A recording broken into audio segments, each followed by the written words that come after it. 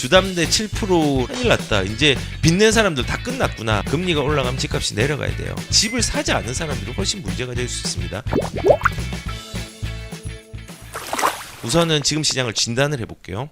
지금 시장은요, 첫 번째는 금리가 심리와 거래를 위축시키는 것은 맞습니다. 왜냐하면 일단은 전세 시장을 먼저 보면요, 치솟는 전세 대출 금리 12년 만에 6% 돌파했다라고 합니다.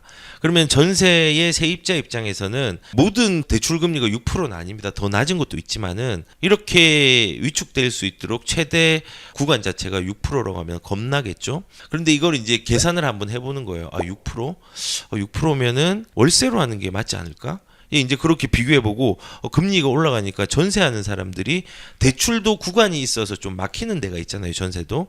그리고 플러스 금리가 올라가니까 차라리 그냥 월세로 할까 하면서 월세가 가속화되는 부분들이 계속 지금 일어나고 있는 거죠. 그래서 전세로 대출 받는 것보다 월세가 더 싸게 먹히니까 월세 전향자가 좀 많아지는 거고, 더불어서 또 하나 월세로 전환되는 건 반전세죠.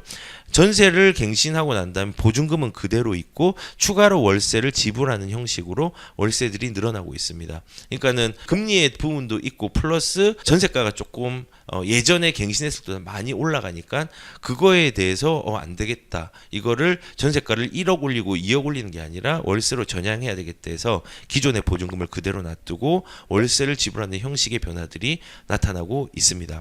그리고 매매 시장 같은 경우도 위축이 될 수 있다는 생각이 듭니다. 생각은 든다고 했습니다. 그렇게 보편화시키는 건 아니고 월급 절반이 빚 갚을 판, 이게 다 그렇진 않거든요. 사실은 뭐 주담대 7%라는 부분들이 지금 대출을 무분별하게 받는 사람에 대한 입장과 플러스 신용에 대한 부분들이 안 좋은 사람 입장에서는 문제가 될 수는 있겠죠. 월급 절반 빚 갚을 판, 다 그런 거 아니에요. 그리고 7% 이것도 자극적으로 최대로 올려놨어요. 7% 말고 8%까지 될 수 있는 사람도 생길 겁니다. 어떤 사람이냐? 신용이 좋지 않은 사람. 실질적으로 지금도 뭐 6%다, 막 5%다, 막 이렇게 하는데 그 6%라는 게 어디서 나왔냐면요. 지금 현재 이게 전국에 있는 6월, 7월 기준으로 해서 금리의 은행 전체에 대한 금리 현황입니다. 등급이 좋은 사람들은 4%대, 3%대 이렇게 이제 받을 수 있는 거고요. 그리고 등급이 신용 등급이 안 좋은 데는 뭐 6%대까지도 이제 이렇게 생기는 거예요. 그러니까는 이게 보편화할 수는 없는 거예요. 심리는 위축시킬 수 있어요. 왜냐하면 이렇게 언론에 나왔으니까. 그런데 알아보지도 않고 이 보편적인 상황들을 보면서 큰일 났다. 이제 빚낸 사람들 다 끝났구나. 영끌 비투족 발동동 안 거립니다. 자기가 체계적으로 못한 사람은 피해자가 있을 수는 있지만요, 집을 사지 않은 사람들은 훨씬 문제가 될 수 있습니다. 왜냐하면은 가격들이 이렇거든요. 지금 5억짜리 집을 산 사람이 10억이 되었어요. 그 10억이 된 게 지금 떨어지면 5억으로 돌아갈까요? 제가 생각할 때는 거의 불가능하다고 생각이 들어요. 그리고 조금만 기다리면은 가격들이 뭐 한 5억에서 10억 된 게 한 8억 되겠죠. 나중에 만약에 하락장이 본격적으로 맞이한 부분이 있다고 하면은 그럼 8억이 다시 이제 한 11억으로 올라갑니다. 그게 이제 시간은 길고 짧으면 안 하고 그냥 보편적인 패턴만 얘기할게요. 그리고 11억짜리가 또 가다 보면 한 13억 됩니다. 그리고 이 13억이 다시 한 11억으로 돌아오겠죠. 10억이나. 그러다가 다시 또 올라가고 이러면서 작은 하락과 큰 상승이 결합해서 우상향을 합니다. 근데 안전마진을 확보한 사람들은 주담대가 지금 뭐 조금 올라갔다고 하더라도 이미 대출을 적게 받았거나 실질적으로 그런 사람들은 피해자가 아닙니다. 그리고 지금 이제 하는 사람들은 피해자가 나올 수는 있어요. 지금 영끌을 하는 사람들은. 그 영끌이라는 단어를 안 썼으면 좋겠는 게 내 상황에 맞게 빚을 내야 됩니다. 그리고 그거를 내가 진단을 한번 해봐야 됩니다. 금리가 오르는 부분도 있으니까 이 대출로 내가 2년 정도를 감당을 하고 대환을 해야지. 막 그런 상황으로 계산을 해보고 진입을 하면요, 대출을 지금 받아도 상관없습니다. 나중에 대환하면 됩니다. 그리고 내가 내 생애 주기상 이것들을 감당할 수 있다라는 소득들을 한번 계산을 해보고 적정하게 현금도 일부 남겨놔야 됩니다. 진입을 하면은 좀 문제가 되지 않을 거라 생각합니다. 그래서 지금 거꾸로 돌아와서 지금 주담대가 7% 현실화 뭐라고 하는데 이것도 너무 극단적인 사례고요. 모든 사람이 동동 구르는 게 아니라 자기 상황의 투자를 적정하게 확인하지 못하고 간 사람들이 앞으로는 문제가 될 수 있는 사람이 있지만은 보편적인 상황은 아니다. 라는 부분을 말씀을 드리고 싶습니다. 그리고 금리가 심리적인 부분을 조금 부담스럽게 하는 것은 맞아요. 왜냐하면 거꾸로 된 상황들을 보면 되는데 지금 여기 보시면은 얼마 전에 금리 상한형 주담대가 판매 급증이라고 해서 요거를 정부에서 출시를 좀 했잖아요. 이게 뭐냐면은 금리가 캡을 씌우는 거예요. 적정 수준 이상 못 올라가게 금리가 변동금리가 급하게 올라가면은 부담이 되니까 그거를 덜어주기 위해서 만든 상품인데요.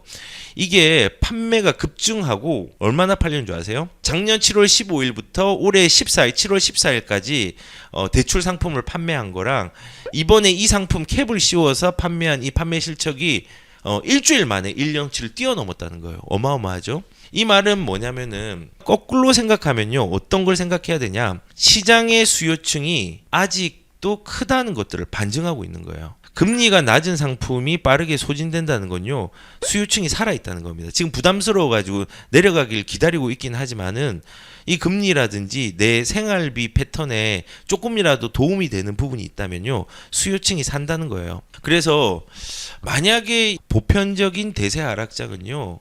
이 수요층이 금리를 떨어뜨린다고 하더라도 살아있지 않는 경우가 되게 많습니다. 그리고 대세 하락장이랑 조금 다르다고 생각을 하는 게 금리 이외에도 지금 중공업 미분양이 거의 역대 최저입니다. 이 지금 보시면은 미분양이 들어갔다가 올라갔지만 되게 조금밖에 없죠. 거의 가장 작은 상황이에요. 지금 중공업 미분양이 작다는 거는 아직까지 사람들이 주택을 사고 있다는 거군요. 심리가 위축되어 있지만은 수요층은 아직 살아있다는 것들을 반증하는 거예요. 더 나아가 가지고 보편적인 하락장에 이런 게 나올까요? 올해 5월에 과천의 위버필드 같은 경우에 청약에 8,500명이 몰렸습니다. 왜냐하면 가격들이 떨어졌거든요. 그럼 수요층이 있는 거예요. 만약에 대세 하락장이면요. 이런 일이 일어나지 않습니다. 이거는 5월이잖아, 2달 전이잖아 라고 얘기할 수 있는데 그러면은 이거는 이제 6월 달입니다. 한 달 뒤 한 가구 줍줍에 7,000명 몰렸다. 이것도 세종시는 전국에서 집값이 하락률이 1위 있는데 무슨 일이 일어난 걸까요? 이게 가격들이 예전의 분양가로 유사하게 나오니까 사람들이 크게 몰린 거죠. 그러면 이거는 한 달 전 아니냐. 앞으로는 어떻게 될까? 이거는 한번 바라보세요. 지금 8월 달 정도에 과천자이가 무순위 청약을 합니다. 이때 사람들이 대세 하락장이면요. 사람들이 많이 안 몰릴 겁니다. 예전에 반포자이라든지 반포의 미분양이 나가지고 사람들을 노력으로 유치해야지 되는 시장처럼 대세 하락장은 관심 안 둡니다. 과천 정도면은. 근데 한 2주 뒤, 한 2, 3주 뒤에 이제 과천 자이가 12개가 줍줍이 나올 겁니다. 이때 경쟁률을 한번 보십시오.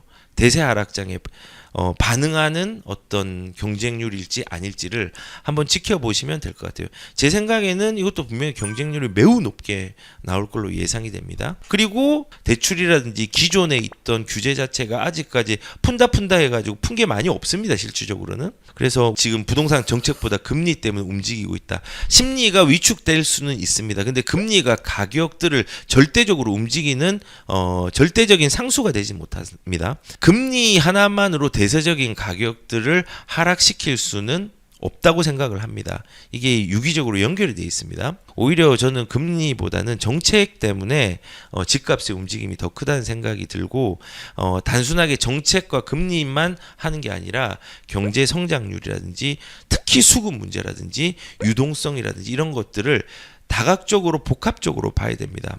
왜냐하면 지금 금리의 1차 상승기 때 가격들이 금리를 올리니까 지금 주택 매매 가격 지수가 이렇게 올라갔는데 거꾸로 돼야 되잖아요. 금리가 올라가면 집값이 내려가야 돼요.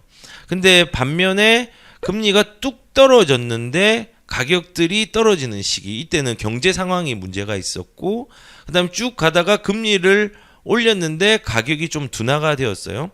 그리고 요 그 2010년도는 유럽 재정 위기가 좀 있었고 금리를 올렸는데 참 희한하게 집값도 올라갔네요. 그리고 금리를 조금 내리니까 집값이 떨어지는 시기도 있었고, 그리고 금리가 내렸는데 가격이 정상적으로 우리가 기본적으로 생각한 대로 올라간 시기도 있었고, 이게 변수가 아니라는 거예요. 금리 하나가 아니라 이 1차 인상기, 2차 인상기, 3차 인상기, 이때의 경제 성장률이란지 그때에 작용했던 정책들이 결합이 된 거예요.